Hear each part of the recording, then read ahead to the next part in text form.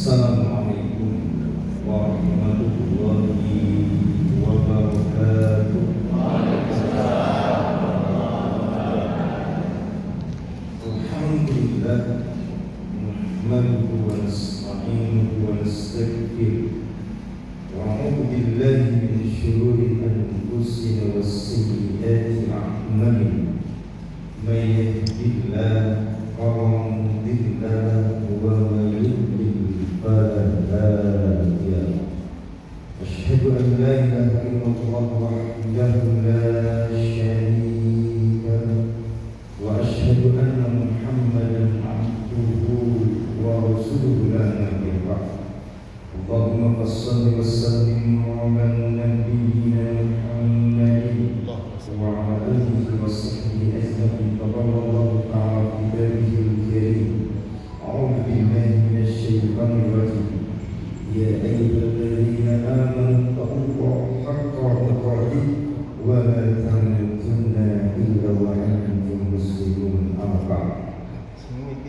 Alhamdulillah, puji dan syukur kita panjatkan kehadirat Allah atas nikmat dan anugerah-Nya. Nikmat yang tidak terkira, nikmat yang tidak terhingga. Wa in ta'uddu nikmatallahi la tuhsuha. Seandainya engkau mencoba menghitung nikmat Allah, niscaya tak akan pernah terhitung saking banyaknya. Di antaranya satu, alhamdulillah. Apa namanya? Ini apa namanya? Sudah mulai tinggal tua ya. Mudah-mudahan aman sentosa. Mudah-mudahan tetap sesuai dengan harapan, berlipat ganda dengan kenikmatan. Mudah-mudahan Allah jadikan hamba yang bersyukur, yang dengan syukur itu insya Allah dari syakartum al-aziz dan salawat dan salam kepada junjungan Nabi kita Nabi Muhammad sallallahu alaihi wasallam. Yang dihormati pimpinan cabang Muhammad Kali Lampung Tengah Ustaz dan seluruh hadirin jamaah yang dirahmati Allah Subhanahu wa taala. Kita lahir dalam kondisi suci. Kullu mauludin yuladu ala fitrah. Setiap kita yang terlahir sudah dibekali dengan fitrah suci, tanpa dosa dan kesalahan. Bahwa cuma ada lingkungan, dan yang pertama adalah lingkungan keluarga, bil khusus orang tua. Yuhawiyanihi, dia merubah fitrah tersebut.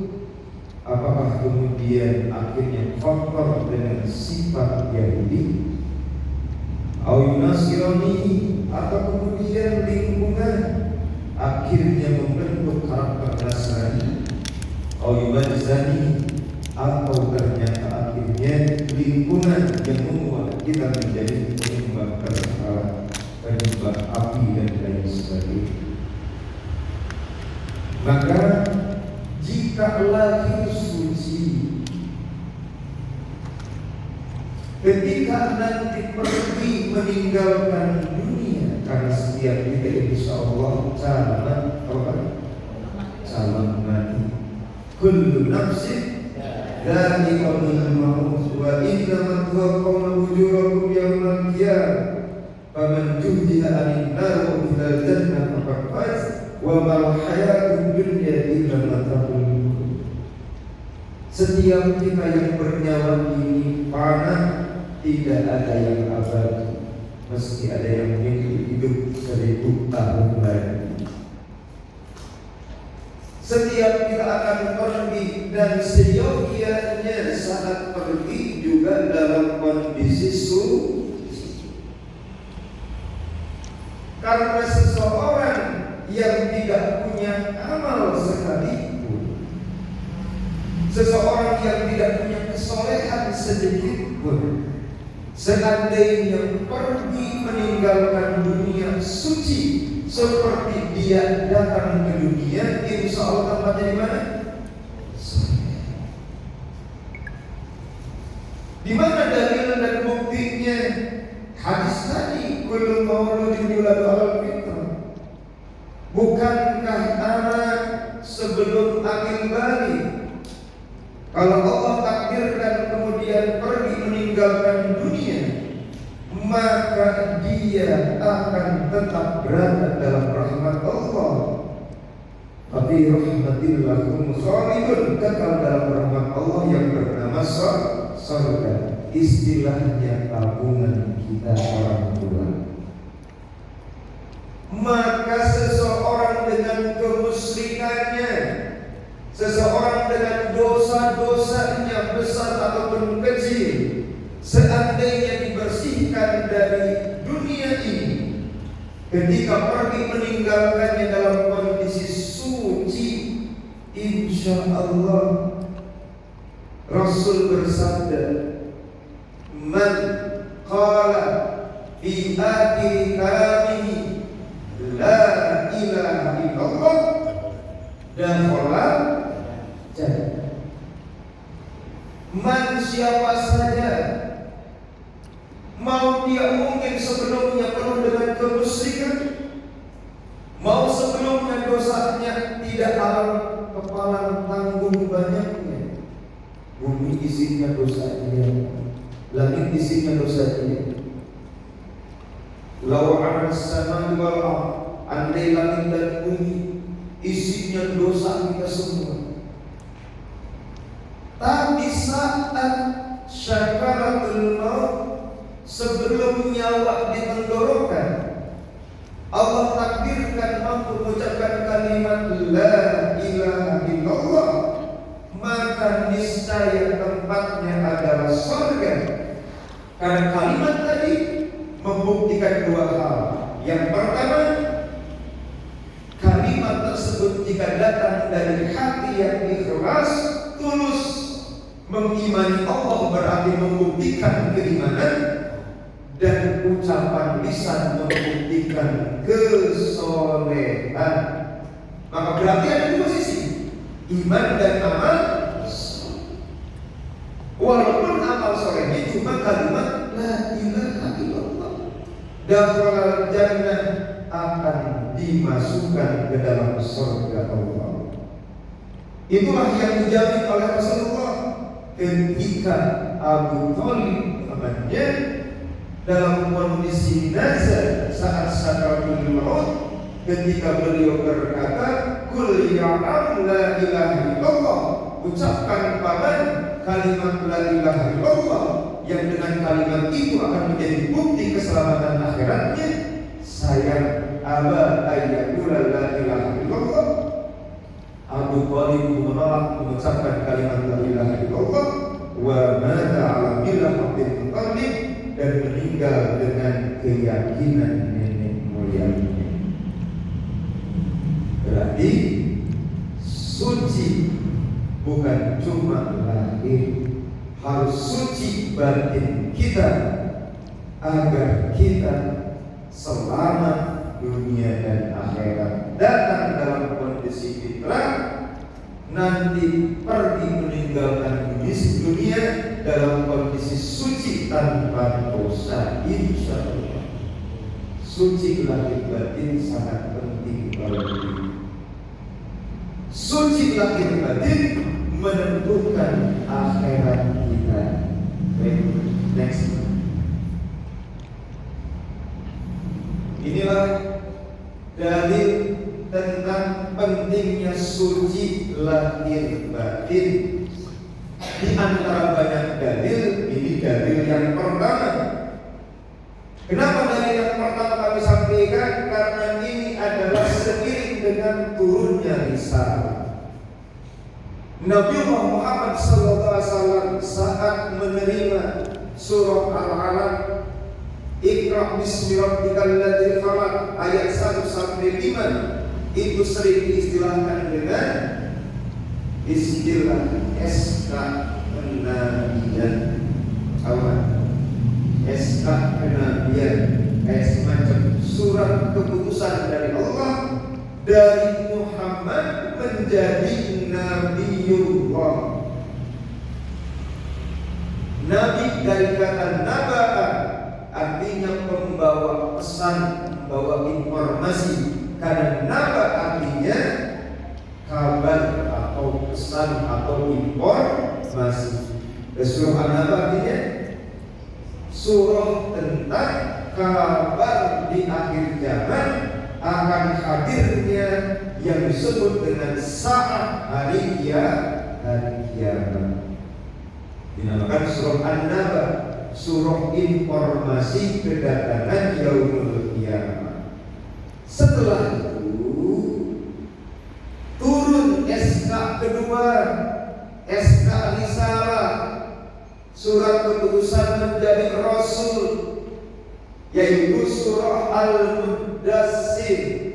Di situ maka beliau harus tegak sebagai dai menyampaikan pesan Allah kepada manusia. Surah Al-Mudassir menyampaikan, ya ayyuhal mudassir kum fa'anzir wa rabbaka fakabbir wa thiyabaka fatahhir. Hei yang berselimut, maksudnya Rasulullah. Kum fa'anzir, anzirhum anisyirki wad'uhum ila tauhid. Kum fa'anzir, berdirilah, beri mereka peringatan. Apa peringatannya? Anzirhum anisyirki, beri peringatan tentang bahayanya kemusyrikan. Wad'uhum ila tauhid, seru agar mereka hidup dalam ketauhidan. Kum fa'anzir wa rabbaka fakabbir, dan Tuhanmu agungkanlah. Apa maknanya Tuhanmu agungkanlah? Apakah hanya dengan kalimat Allahu Akbar? Allahu Akbar.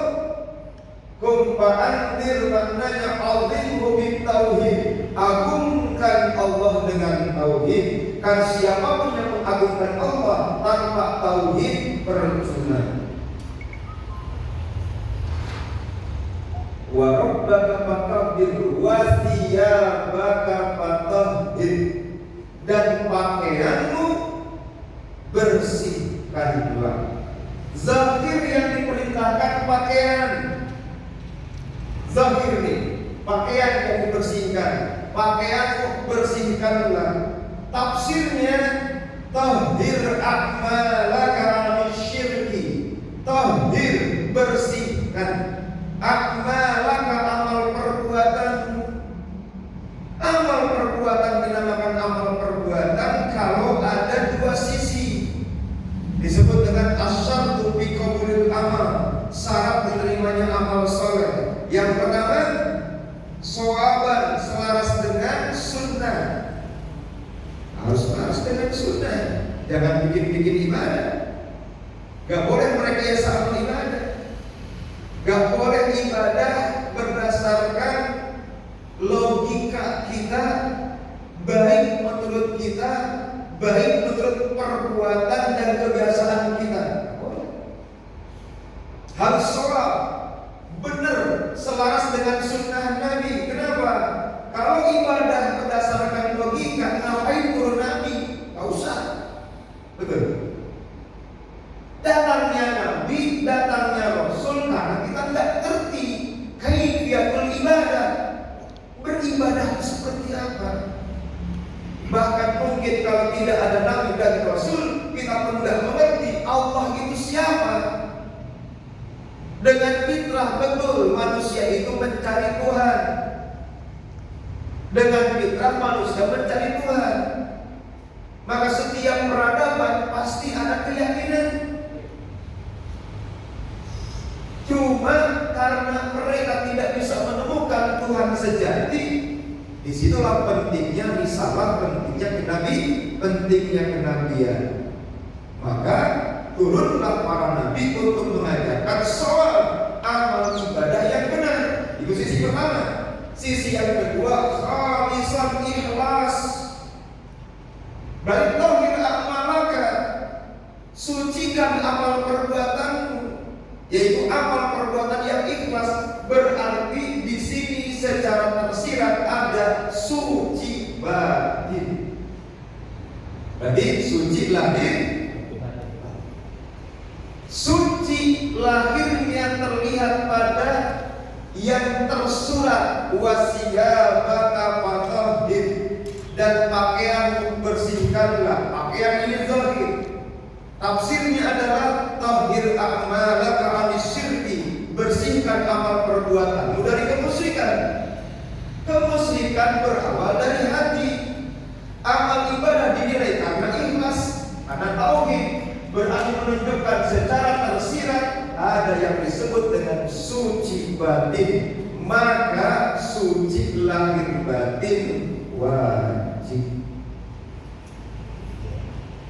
Suci lahirnya nanti penjelasannya, suci batin begitupun kita akan menjelaskan satu persatu. Next. Dalil yang kedua, surah Al-Baqarah 222. Lihat pada potongan yang terakhir, innallaha yuhibbut tawwabin wa yuhibbul mutatahhirin. Ini pun mengisyaratkan suci lahir batin. Innallaha, sesungguhnya Allah, yuhibbut tawwabin, mencintai orang yang suka tobat. Saya artikan suka tobat, bukan tobat suka-suka. Sama enggak? Suka tobat sama tobat suka-suka? Beda. Orang bertobat disebut dengan taib. Taib, orang yang bertobat disebut dengan taib, isim fa'il. Tapi kalau sudah tawwab, itu namanya isim mubalaghah. Kalau taib, tobat, kadang kuman, namanya tomat itu. Tobat kadang kuman. Obat sambal. Obat sambal, obat setahun sekali saat Ramadan. Taib, orang yang bertobat. Masih mending daripada kagak ya kan? At-taib minat dambi kamalan dan balah. At-taib, orang yang bertobat, minat dambi dari dosa, kamalan dan balah, bagikan orang yang tidak punya dosa. Kenapa? Karena Allah hapuskan dosanya dengan tobat. Cuma orang yang taib mungkin kadang tobat, kadang enggak. Tobat hari ini lupa sampai 3 bulan baru tobat lagi. Ini taib, kadang-kadang tobat, kadang-kadang kagak. Kurang haji. Kalau tawab selalu, maka disebut dengan mubalaghah, sesuatu yang lebih. Makanya di sini menunjukkan yang dicintai oleh Allah bukan sekedar tobat, tapi benar-benar tobat dan istiqomah tobatnya, seperti yang kita bicarakan kemarin. Istiqomatul hayat, hidup dalam kondisi istiqomah dalam kebaikan, karena tobat itu bagian dari kebaikan. Nah, ini mengisyaratkan suci batin. Luar biasa Al-Quran ya. Kalau dalam ayat yang pertama, yang nyata nampak diperintahkan yang lahir dulu, dan itu seiring dengan turunnya risalah. Kenapa? Karena awal Rasul mendapatkan risalah surah Al-Mudaththir. Berarti menunjukkan sejak awal Rasul misi dari dakwahnya adalah membersihkan manusia lahir dan batin. Misi risalah, membersihkan manusia lahir dan batin. Karena memang lahir suci, maka mati pun harus suci kalau ingin selamat. Gak punya amal, yang penting diampuni Pak. Tapi jangan kemudian kalau gitu gak usah beramal. Bukan begitu artinya. Maksudnya seminimal seseorang dengan amalnya hatta kalimat la ilaha illallah bisa menjamin surga jika diterima oleh Allah kalimat tersebut. Menunjukkan keluasaan rahmat Allah Subhanahu wa ta'ala. Jadi kalau ayat yang pertama, lahir yang ditampakkan, yang batinnya disembunyikan dalam bahasa tafsir. Kalau ini suci batin didahulukan, bahkan dengan kalimat tawwab, jamaknya tawwabun, tawwabin. Jadi kalau satu orang tawwab, kalau tawwabin berarti banyak orang. Yang mana orang-orang ini selalu bertaubat, sering taubat. Taubatnya sering, bukan kadang-kadang. Ini isyarat tentang suci batin. Dan Allah mencintai orang yang senang bertobat. Wa yuhibbul mutatahhirin. Dan kalimat mutatahhirin identik dengan toharah. Toharah identik dengan bab-bab fikih tentang membersihkan lahir. Berarti innallaha yuhibbut tawabin wa yuhibbul mutatahhirin, menunjukkan suci lahir batin langsung ditegaskan oleh Al-Quran. Pertama dalam misi risalah saat mendapatkan surah Al-Mudassir, menunjukkan bahwa fungsi Rasul salah satunya adalah membersihkan manusia agar lahir suci, mati pun suci. Dan ayat ini menjadi bagian dari bagaimana bab-bab tentang amal ibadah. Karena ini kan fikih. Wa yas'alunaka 'anil mahid, tentang masalah haid, ini adalah masalah fikih, kaifiyatul ibadah. Maka termasuk kemudian suci lahir dalam bentuk aplikasi amal ibadah, maka harus suci. Karena amal ibadah sholat tanpa nilai suci juga tidak akan diterima oleh Allah Subhanahu wa ta'ala. Miftahus sholat at-tahur, kuncinya sholat adalah toharah. Sehingga kalau kunci sholat adalah toharah, berarti sholat tidak akan terbuka pintunya kalau tidak suci. Berarti amal ibadah sholat tertolak kalau tidak suci. Sama seperti tidak sholat, yaitu tidak mendapatkan pahala, bahkan akan berdosa karena beribadah sudah semau pikiran dan nafsunya. Next.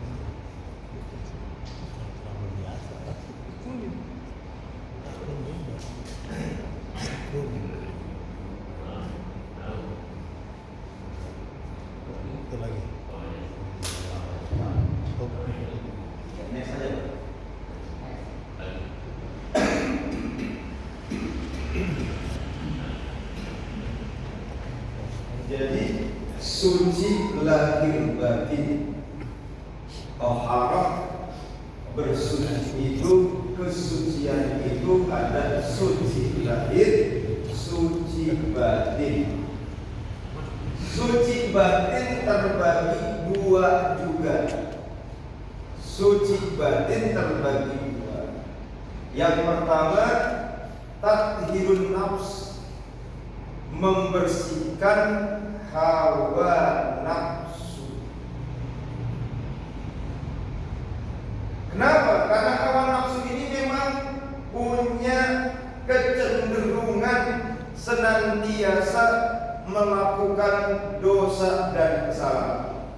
Dan itu sudah digambarkan oleh Rasul Muhammad SAW. Kullu bani Adam khata'un wa khairul khata'ina tawwabun. Setiap kita itu cenderung melakukan kesalahan. Kullu bani Adam, setiap khata'un, punya kecenderungan melakukan kesalahan. Wa khair khata'inat tawabun, dan sebaik-baik orang yang melakukan kesalahan maka dia tawab, berupaya untuk tobat, membersihkan diri. Kenapa? Karena tathirun nafs, mensucikan jiwa dari dosa dan maksiat itu memang caranya dengan taubatan nasuha. Berarti dari poin ini yang kita bisa tangkap, pertama tentang hawa nafsu, yang mana hawa nafsu tersebut cenderung untuk melakukan kesalahan-kesalahan dan membetulkan keinginan sesuai dengan apa yang dia mau, meski menabrak dan melampaui batasan-batasan syariat. Yang kedua, poinnya adalah ketika kemudian hawa nafsu ini, penyakit yang memotorinya adalah yang disebut dengan dosa dan maksiat. Ad-dambu wal maksiat. Penyakit hawa nafsu adalah dosa dan kemaksiatan. Dan kemaksiatan, berarti Ibu, kata Rasul Muhammad sallallahu alaihi wasallam, itu berpotensi mencabut hak kita untuk masuk ke dalam surga. Kullukum yadkhuluna al-jannah illa man aba. Setiap kalian pasti akan masuk surga kecuali yang tidak mau.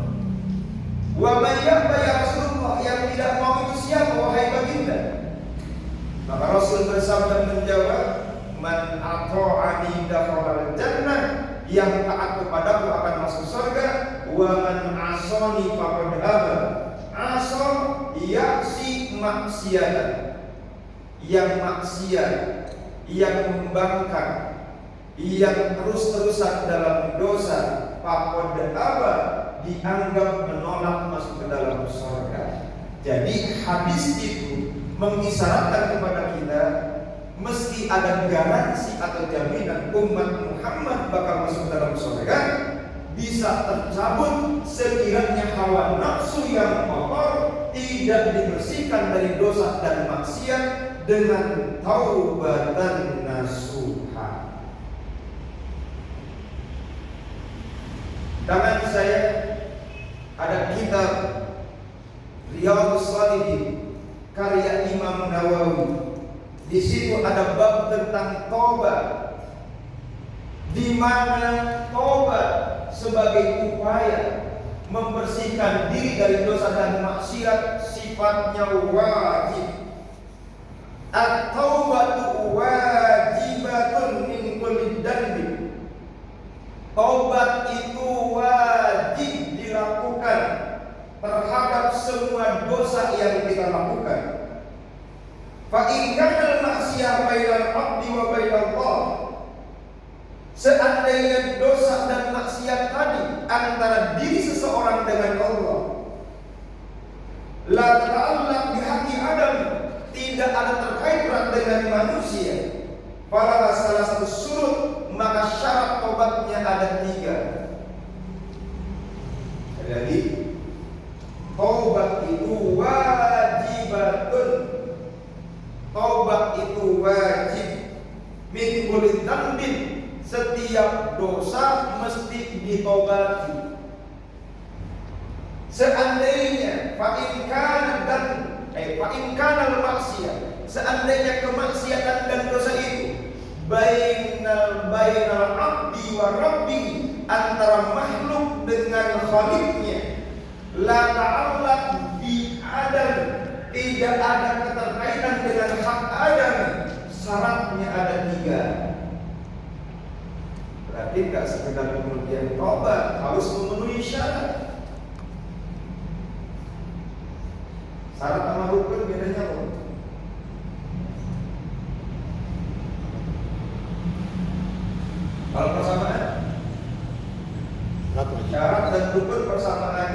kalau tidak ada membatalkan amal. Kalau ada mensahihkan amal. Lalu bedanya di mana kalau begitu? Kan sama-sama membatalkan dan mensahihkan amal. Bedanya di mana? Syarat maqoblal amal, syarat itu sebelum amal. Kalau rukun di dalam amal itu sendiri. Contoh wudu, syarat apa rukun? Syarat sholat, syarat sah sholat karena maqoblal amal sebelum sholat. Tapi takbiratul ihram rukun, Fatihah rukun. Itu bedanya. Jadi syarat dan rukun ada dan tidaknya membatalkan dan mensahihkan amal. Syarat cukup, sahih amal. Rukun cukup, sahih amal. Syarat tidak cukup, batal amal. Rukun tidak cukup, batal amal. Itu persamaan. Sama-sama membatalkan amal kalau tidak ada. Sama-sama mensahihkan amal kalau memang ada. Bedanya adalah kalau syarat maqoblal amal, contoh wudu sebelum sholat, itu maqoblal amal, sesuatu yang dilakukan sebelum amal sorehnya, sebelum adanya sholat, maka harus wudu terlebih dahulu. Tapi takbiratul ihramnya, Fatihahnya bagian dari rukun karena ada dalam amal itu sendiri. Nah, syurut taubah, syarat taubat, kata Imam Nawawi dalam kitab Riyadhus Shalihin, ahaduha ayuliha anil maksiyah. Orang bertobat, maksiatnya ditinggal. Jangan tobat, maksiat tetap. Namanya STMJ, sholat terus maksiat jalan. Dan susun wadah ya. Ayubli anil maksiyah, lepaskan maksiatnya, tinggalkan maksiatnya, jangan sampai masih dipelihara. Yang kedua, ayandama ala fi'liha, nyesel. Nadamah, ayandima itu nyesel, benar-benar menyesal telah menjadi ahlul maksiat. Benar-benar sadar ini salah sehingga timbul yang disebut dengan air mata tobat, bukan air mata buaya.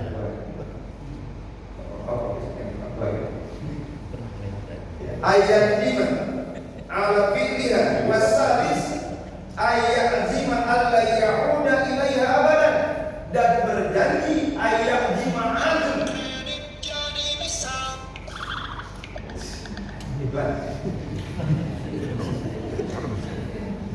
Ayat zima punya azam. Apa itu azam?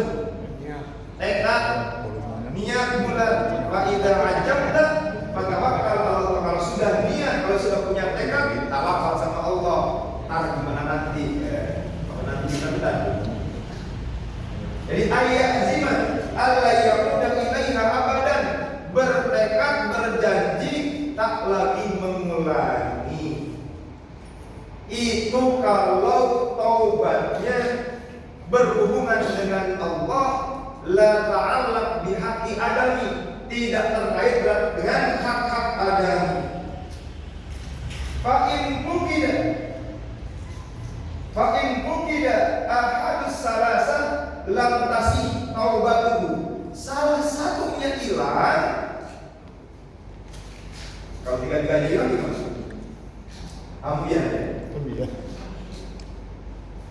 Jika hilang salah satunya saja, lam tasih taubatuhu, enggak sah taubatnya. Dan juga taubat itu tidak semudah membalik lakukan.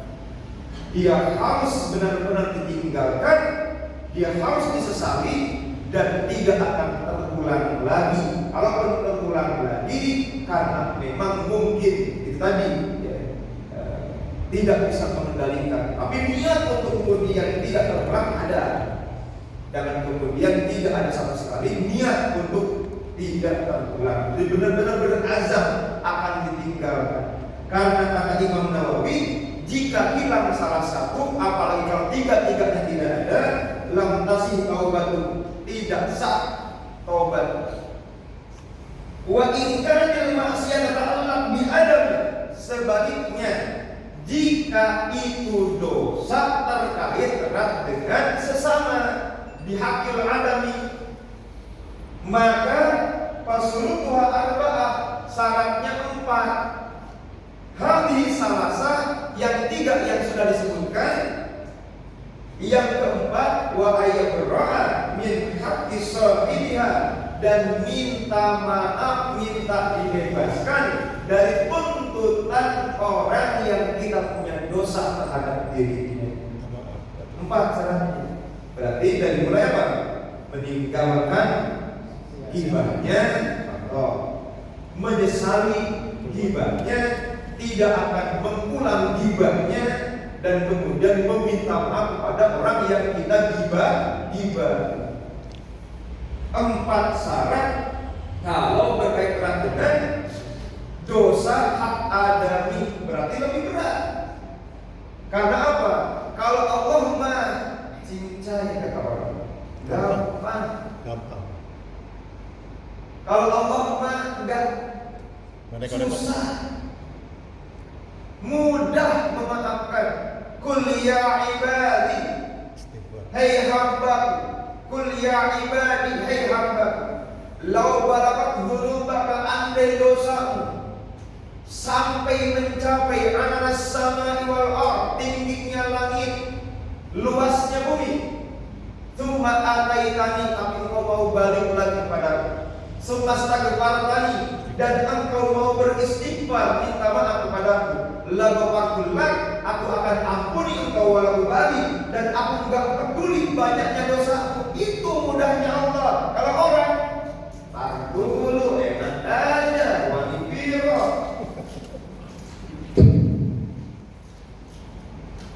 Tuh pekerjaan kita seperti itu, Pak. Kalau terkait dengan manusia, Masya Allah, susah. Minta maaf jujur-jujuran bisa tambah ngamuk. Kagak minta maaf dosa. Minta maaf global, dia nanya, maaf dia apa-apaan? Iya, kayak itu. Minta maaf aja, tahan dulu. Lu minta maaf buat apa? Dosa apa lo? Yang mana? Yang bangga. Jembrek banget dia. Nanyanya, tandas banget dia nanyanya. Dosa apaan dulu? Gak mau gua maafin dulu. Jelas dosanya apa? Jadi kalau dengan manusia kurang berani dosa dah. Kenapa susah minta maaf? Ya. Tapi intinya dosa sama siapapun harus dikurangi, kalau bisa dihilangkan sama sekali, walaupun tidak mungkin kayaknya kalau hilang sama sekali, karena memang sudah tabiat manusia. Kita lanjut penjelasan dari Imam Nawawi. Fa in kana malan aw nahwahu radda ilaihi. Kalau dosa itu kaitan dengan harta, balikin. Utang 5 miliar, minta maaf, lepas itu. Balikin 5 miliarnya. Enak aja. Jadi kalau malan, wa in kana malan, andai kemudian harta, wa in kana malan, kalau dosa maksiatnya adalah harta orang diambil oleh kita, orang nahwa, atau yang sejenisnya, sejenis dengan harta, kendaraan, buku, atau apapun lah, maka raddahu ilaihi, kembalikan, bukan sekedar minta maaf. Minta maaf ya, aku utang 500.000. Saya ada yang punya utang, nah, dulu nih 500 gitu kan, lumayan buat beli beras. Paruhnya kayak gitu ya, jangan cuma minta maaf doang. Namanya raddahu ilaihi, kembalikan kepada pemilik. Wa in kana hada qadfin, apa tuh Pak? Bu, hada qadfin, qadaf. Hadisul ifki, pernah dengar hadisul ifki? Fitnah sama Aisyah radhiyallahu anha. Itu sebutnya dengan qadaf, menuduh orang berzina. Itu namanya haddul qadfin. Maka kalau sampai fitnah, wadahwa, sudah memfitnah, sudah mencederai kehormatan orang. Wa in kana gibatan istahallahu minha, seandainya gibah. Tadi kita contohkan, ada ternyata pada penjelasan Nawawi. Wa in kana gibatan istahallahu minha, maka kalau gibah minta dimaafkan sama orang yang kita gibah, karena gibah bukan dosa kecil tapi dosa besar. Gosip itu dosa besar. Hanya ada dua ulama kata kitab Subul Salam karya Son'ani yang menyatakan gibah bukan dosa besar. Yang pertama Al-Imam Al-Ghazali, yang kedua penulis kitab Umdah atau disebut Shahihul Umdah. Jadi kata Imam As-San'ani, penulis kitab Subul Salam. Subul Salam adalah kitab yang menjelaskan tentang kitab Bulughul Maram karya Ibnu Hajar Al-Asqalani. Di situ dinyatakan seluruh ulama rata menyatakan gosip dosa besar, kecuali hanya dua ulama yang menyatakan bukan dosa besar, yaitu Al-Imam Al-Ghazali dan Shahihul Umdah. Kenapa dosa besar ghibah itu? Pertama, minta maafnya susah. Yang kedua, diseumpamakan makan bangkai saudara sendiri. Makan bangkai haram gak bu? Haram. Haram. Bangkai manusia lebih haram, apalagi. Nah, bangkainya adik kita sendiri, berarti tambah-tambah. Maka itulah kenapa Al-Quran kemudian mengumpamakan seperti itu, menunjukkan kata As-San'ani betapa dosa itu dosa besar. Salah satu cara untuk kemudian tobatnya adalah istahallahu minha, untuk minta maaf, untuk minta dihalalkan kepada yang bersangkutan. Wa yajibu ayatuha min jami'id dzunub, dan wajib bertobat dari semua dosa. Meski nanti ada dosa yang tidak minta tobat juga diampuni. Dosa yang mana itu? Dosa kecil. Kalau kita tidak sempat minta maaf, insya Allah diampuni, cuma dengan kafarat. Ittaqillah haitsu ma kunta wa atbi sayyi'atal hasanah tamhuha wa khaliqin nas bi khuluqin hasan. Bertakwalah kepada Allah di mana saja kamu berada, dan iringi wa atbi sayyi'atal hasanah, iringi sayyi'ah dengan hasanah. Tamhuha, maka hasanah itu akan menghapuskan sayyi'ah. Contoh, kita sudah melakukan dosa kecil, setelah itu kemudian sholat duha, maka sholat duha itu menjadi kafarat dari dosa kecil tadi. Maka walaupun di sini dikatakan wa yajibu ayyatuba min jami'id dzunub, wajib bertobat dari seluruh dosa, wajib, kata Imam Nawawi. Cuma memang karena ada dosa besar disebut dengan kabair, ada dosa kecil disebut dengan shaghair, maka dosa besar harus taubatan nasuha seperti yang digambarkan. Yajibu ayyatuba min jami'id dzunub, semua dosa besar harus taubatan nasuha. Tapi kalau dosa kecil, Rasul memberikan contoh. Ittaqillah haitsu ma kunta wa atbi sayyi'atal hasanata tamhuha. Bertakwalah kepada Allah di mana saja kamu berada, ikuti sayyi'ah kejelekan dengan hasanah kebaikan, maka hasanah itu tambuha akan menghapuskan kejelekan. Hari ini, detik ini kita melakukan dosa kecil, diiringi dengan sholat duha, maka sholat duha itu disebut sebagai kafarat, menghapuskan dan menutupi dosa-dosa kecil kita. Cuma masalahnya kata para ulama, walasatis shaghair bil istimrar, dosa kecil yang dipertahankan, dosa kecil yang lestari, dosa kecil yang beristiqomahkan. Kemarin istiqomah nggak ada dalam perbuatan jelek ya, istiqomah ada dalam perbuatan baik.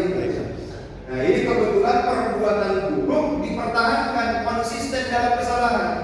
Maka walaisa as-saghairu bil istimrar, tidak ada dosa kecil kalau berkelanjutan. Dosa kecil itu sholat kabirah akan berubah menjadi dosa besar.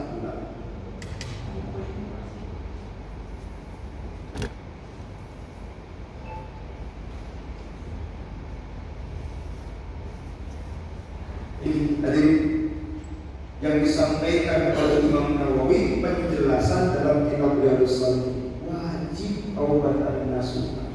Jadi membersihkan jiwa dari dampak-dampak dosa dan maksiat dengan taubatan nasuha wajib, dan itu ada pada surah apa?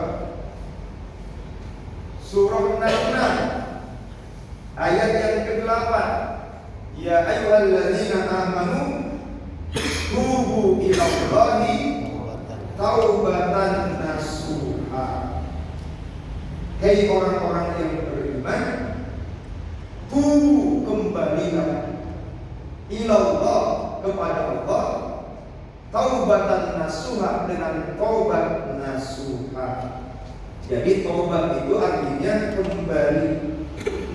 Taubat itu dari kata taba yatubu, taubatan artinya ada ya'idu idan.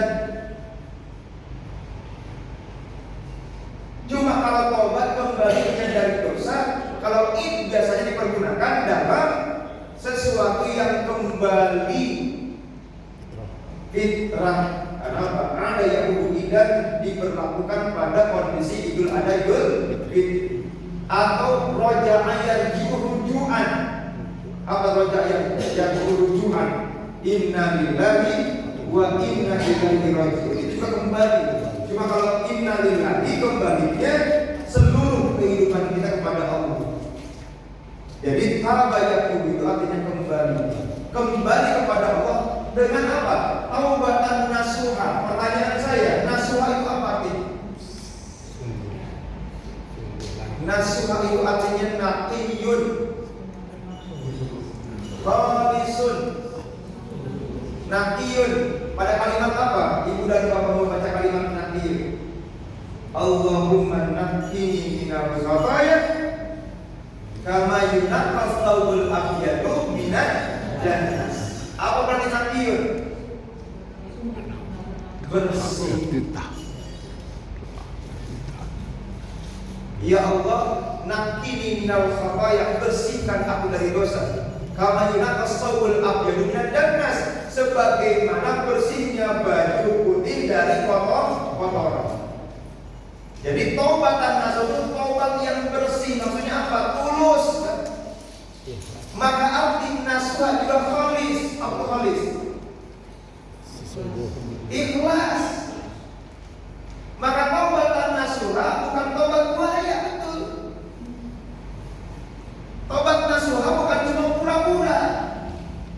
Taubatan nasuha adalah taubat yang benar-benar tulus kepada Allah, meminta maaf kepada Allah, hatinya menjerit mohon ampun kepada Allah, sehingga dia pun kemudian hijrah, berubah dari ahlul maksiat menjadi ahlul taat. Maka taubatan nasuha hanya akan tercipta kalau ikhlas taubatnya. Lagi-lagi ikhlas. Karena makna nasuha sama dengan khalis, yang artinya ikhlas. Ikhlas artinya murni, tidak ada tujuan yang lain kecuali Allah. Sementara naqiyun artinya bersih, bersih dari kepentingan apapun, pure, hanya minta pengampunan Allah, bukan sekedar kepura-puraan di mata manusia. Makanya Bapak dan Ibu, banyak orang yang di penjara, habis di penjara balik lagi jadi mandi. Nah, mungkin tidak tulus, kepaksa di penjara. Hatinya ingin tetap melestarikan perbuatan salah. Maka maling di penjara tambah pintar maling. Betul. Saya ketika menyaksikan di penjara, kami mengisi kajian juga di sini. rusaknya hukum itu terlihat di sana. Semua serba permainan. Dari berbagai macam informasi yang saya dapatkan dari berbagai macam nabi yang berkeluh kesah, sharing, curhat dan lain sebagainya, semua memberikan kesaksian tentang bobrok hukum di Indonesia, sehingga penjara itu bukan membersihkan mereka, tapi sebagian malah membuat mereka piawai dalam kemaksiatan dan kejahatan. Karena apa? Sesama orang jahat dikumpulin, ujungnya berkolaborasi, transfer ilmu. Yang biasanya maling kotak amal, ujungnya bisa membobol BI gitu. Karena apa? Karena belajar dari orang yang bisa membobol BI. Padahal yang tadinya dibobol cuma rombong masjid, tapi karena ditransfer ilmu oleh teman sepenjaranya, maka berubah menjadi kelas kakap kejahatan.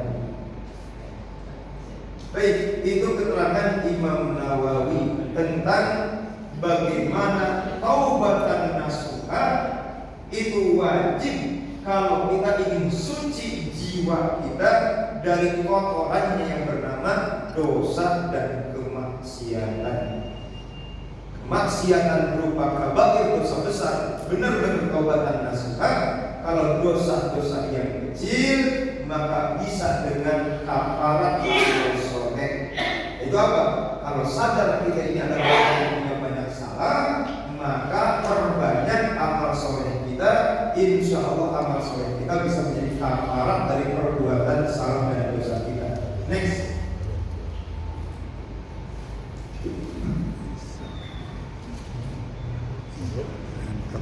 Suci batin yang kedua, tathhirul qalbi, mensucikan hati. Jadi ada membersihkan nafs, jiwa, ada membersihkan hati.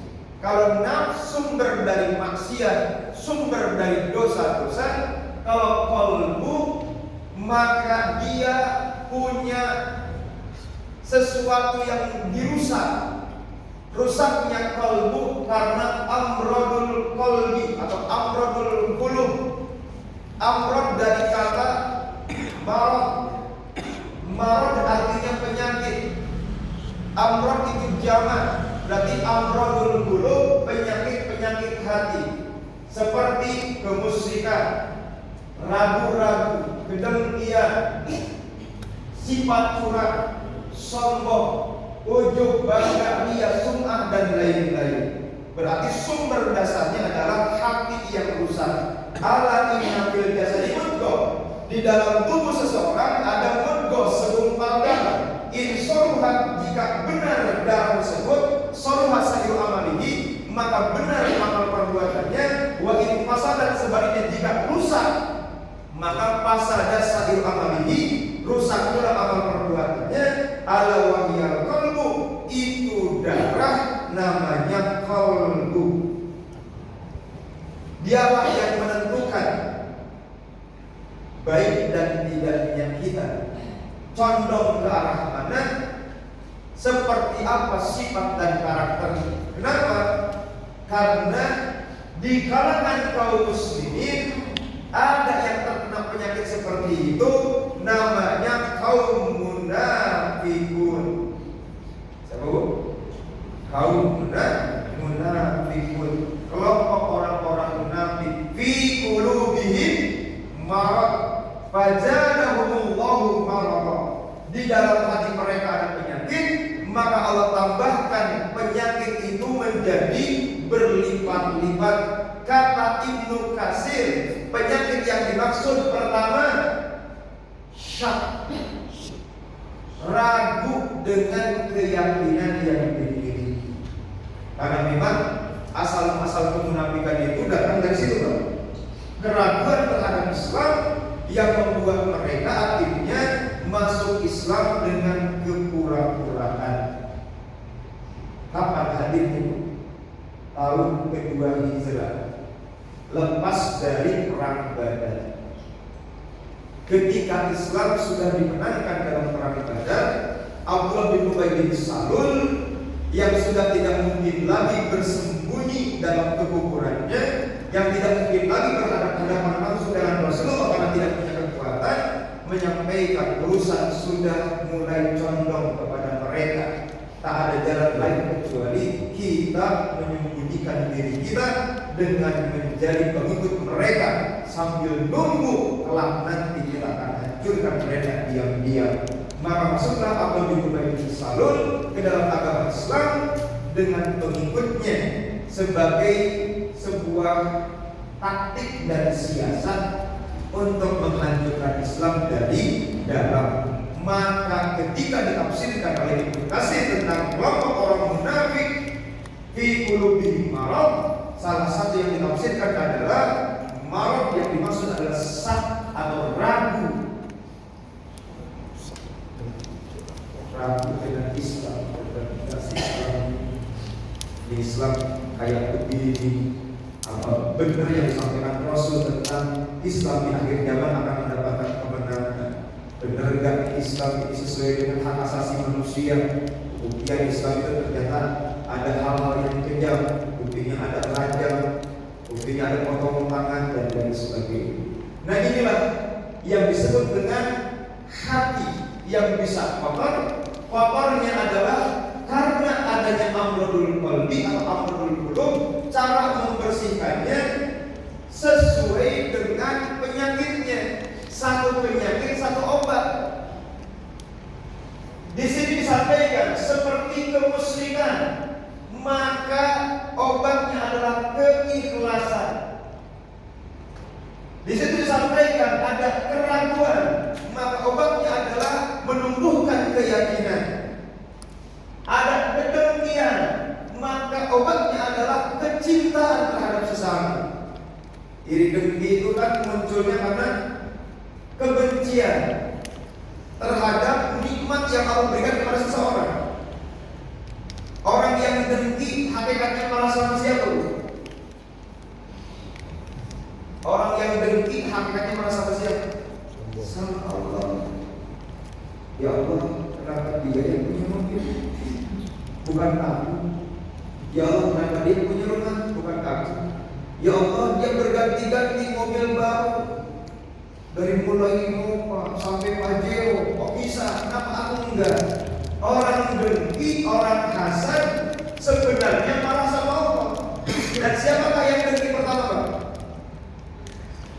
Iblis. Iblis dengki kepada siapa? Nabi Adam. Kenapa?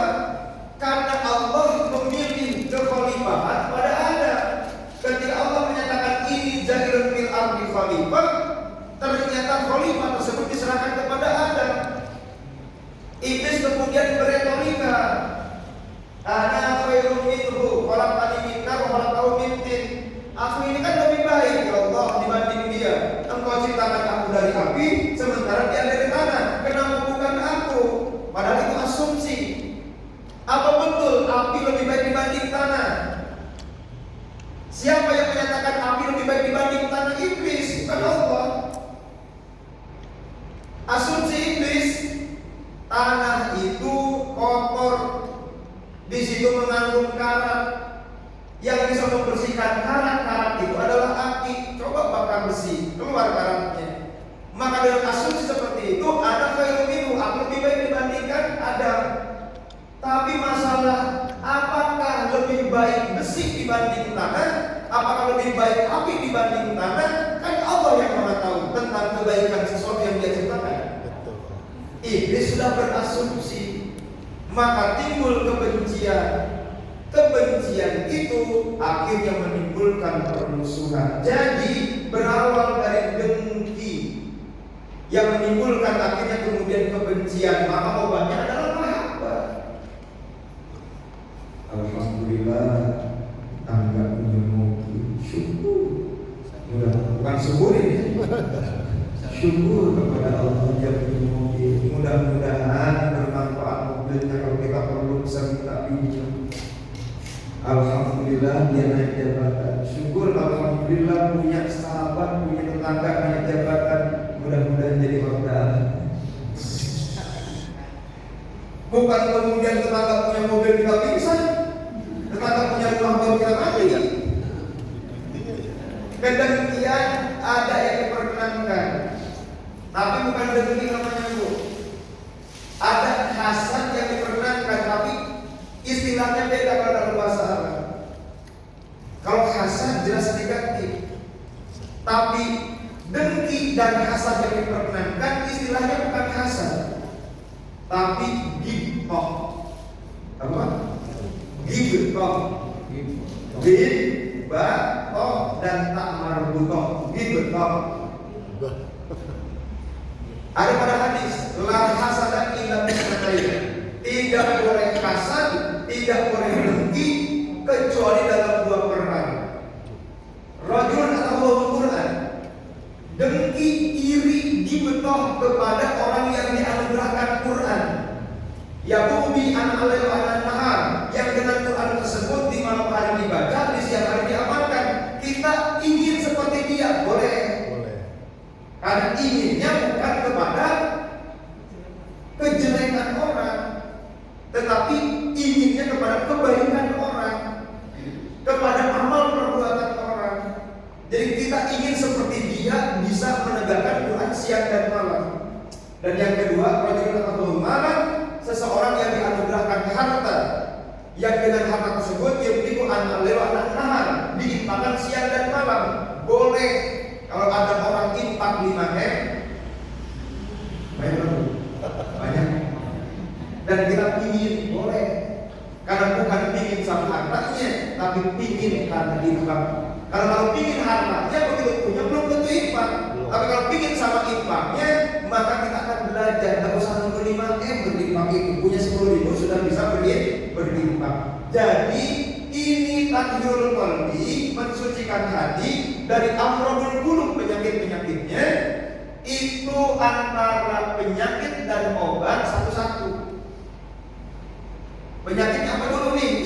Identifikasi. Dokter apa? Dokter penyakit rohani. Diidentifikasi bahwa ini penyakitnya kemusyrikan, maka tumbuhkan keikhlasan. Kalau penyakitnya adalah keraguan, maka tumbuhkan terus keyakinan. Kalau kemudian penyakitnya adalah dengki, maka tumbuhkan rasa cinta. Kalau kemudian curang, maka tumbuhkan kebaikan. Kenapa? Curang itu kan ingin mengambil kebaikan orang. Istilahnya dish. Rasul lihat 2 kali kering semuanya. Rasul tancapkan tangannya ke dalam, tenggelamkan. Lalu kemudian ternyata di bawah basah, sehingga bobotnya menjadi lebih, kiloannya menjadi tinggi, harganya jadi lebih mahal. Apa ini? Man ghassana falaysa minna. Siapa yang curang bukan bagian dari kami.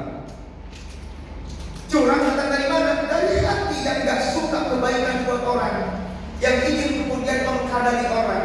Maka tumbuhkan rasa kebaikan di dalam diri, ingin berbagi. Termasuk ketika kemudian bujuk, bangga dan lain sebagainya. Maka tumbuhkan yang disebut dengan kejujuran, ketawaduan dan lain sebagainya.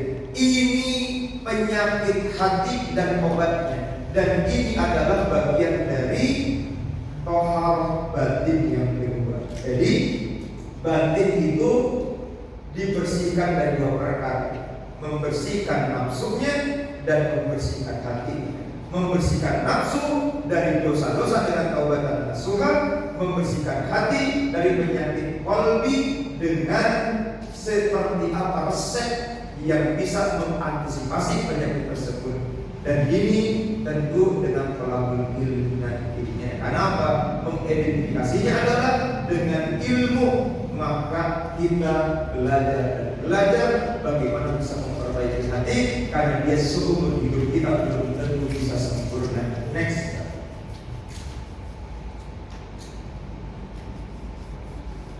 Suci lahir ada 2 juga, disebut dengan khobas dan hadas. Ini khobas namanya, Pak. Ini udah hafal semua. Tapi saya ingin tahu khobas dan hadas bedanya apa? Khobas dan hadas bedanya apa?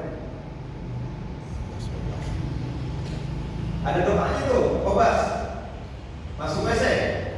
Allahumma inni a'udzubika minal khubus wal khaba'is. Khobas itu najis, kan sebut najasat. Izalatun najasat, membersihkan diri dari najis baik badan, pakaian dan tempat sholat. Caranya apa? Istinja. Istinja caranya. Kalau pakaian dicuci, kalau badan istinja, kalau tempat lihat ada najis apa enggak. Jadi khobas itu najis, sejenis istinja cara membersihkannya. Kalau ada kotoran kucing di sajadah, maka bersihkan kotoran kucingnya. Itu namanya izalatun najasah. Kalau di baju terpercik dengan air seni atau ada air madhi, madhi itu najis. Kalau mani malah enggak najis, air sperma malah enggak najis. Air sperma malah enggak najis, cuma memang mesti dibersihkan karena aromanya enggak bagus. Tapi kalau najis bukan najis. Tapi kalau madhi dan wadi maka dia najis. Madhi itu keluar, kalau ibu-ibu dinamakan dengan nama lubrikasi, cairan lubrikasi itu namanya air madhi.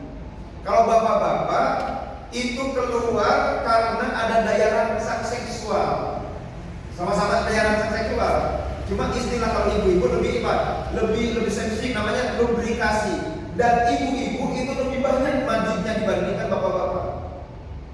Karena tidak setiap laki-laki keluar madhi. Bahkan ada laki-laki yang nggak tahu bahasa Indonesia. Bahasa Sunda tuh nggak tahu, kekaupan. Ada orang Sunda sih. Boro-boro rangsangan seksual, panas sedikit langsung keluar gitu. Ada yang seperti itu. Contohnya sama Ali bin Abi Thalib. Kuntu rajulan madda'an. Aku ini lelaki yang sering keluar air madhi. Gak usah daya rangsang seksual, dikit panas langsung keluar air madhi. Itu salah satunya pengakuan Ali bin Abi Thalib. Kuntu rajulan madda'an. Aku lelaki yang suka keluar air madhi. Kenapa? Keluar begitu saja. Itu namanya madhi. Karena kalau wadi itu biasanya keluar seiring dengan aktivitas. Kita olahraga, kerja, tidak ada daya rangsang, tapi begitu pipis dia di ujung pipis itu kemudian keluar yang lengket-lengket. Itu namanya wadi. Dua-duanya najis. Madhi dan wadi dua-duanya najis. Apalagi kemudian air seni. Kenapa? Air seni ini hati-hati, dia menjadi dominan siksa kubur. Ada jauh minal laut. Fa inna amat ala bil qabri minhu.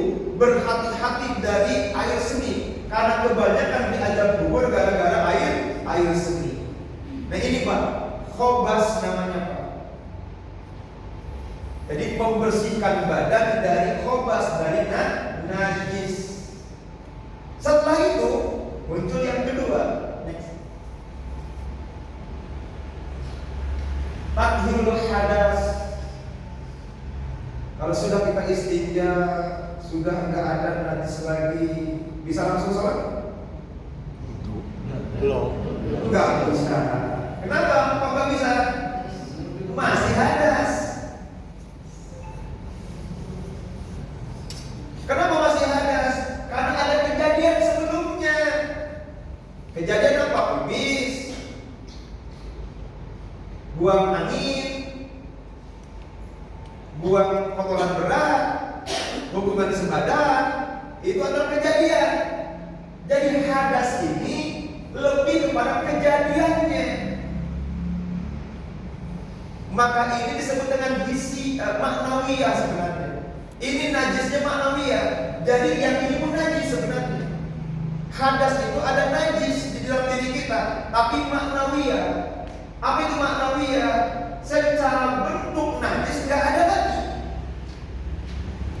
Wadinya sudah nggak ada, air seninya sudah nggak ada, kotoran beratnya sudah nggak ada, udah bersih semuanya. Cuma kok belum bisa sholat karena secara maknawi, secara hakikat dia masih berhadas. Ada sebuah kejadian yang membuat dia nggak bisa sholat. Kejadiannya apa? Hadasnya apa?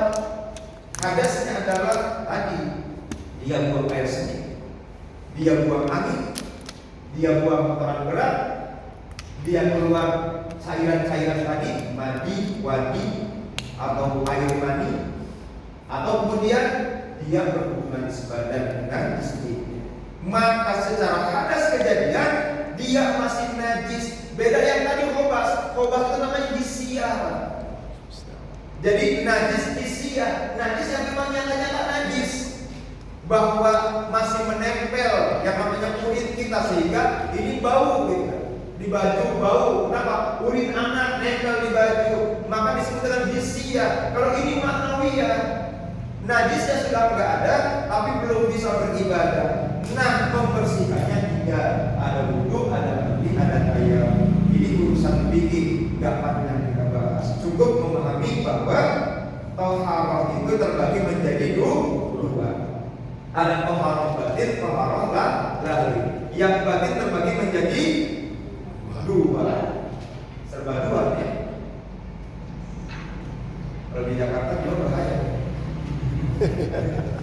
Dan muslim dengan dua itu. Jadi yang dua dan thaharah batin apa? Thaharah tathhirun nafsi, membersihkan jiwa dari dosa dan maksiat. Caranya taubatan nasuha. Yang kedua, tathhirul qalbi, membersihkan hati dari amradul qalbi, penyakit-penyakit hati. Contohnya syirik, riya, dengki. Caranya apa? Dengan akhlakul karimah. Ya, akhlak-akhlak tercela tadi dihapuskan dengan akhlakul karimah. Maka yang punya akhlak yang baik wajib. Kenapa? Menutup celah kotornya hati. Bersihnya badan pun ada dua. Yang pertama, khobas, bersih dari najis yang nyata. Caranya istinja, bisa pakai air, bisa pakai yang sejenisnya, tisu, batu dan lain sebagainya. Itu urusan fikih. Nah, thaharah hadas ada tiga: wudhu, mandi, dan tayammum. Kenapa hadas? Karena secara maknawi dia masih ada najis. Najisnya terkait dengan kejadiannya, bukan bentuk yang menempel di tubuh, badan, dan pakaian. Hakikatnya dia udah bersih, cuma belum bisa sholat, belum bisa ibadah karena masih ada hadas. Kalau Allah bisawab, mudah-mudahan bermanfaat. Allah bersihkan kita lahir dan batin, dan Allah jadikan kita sebagai orang yang dicintai karena termasuk dalam innallaha yuhibbut tawwabin wa yuhibbul mutatahhirin. Secara batin kalau kita maksimal, secara zahir mudah-mudahan thaharah kita mengantarkan pada sholat yang benar. Demikian dari kami, mudah-mudahan bermanfaat. Assalamualaikum.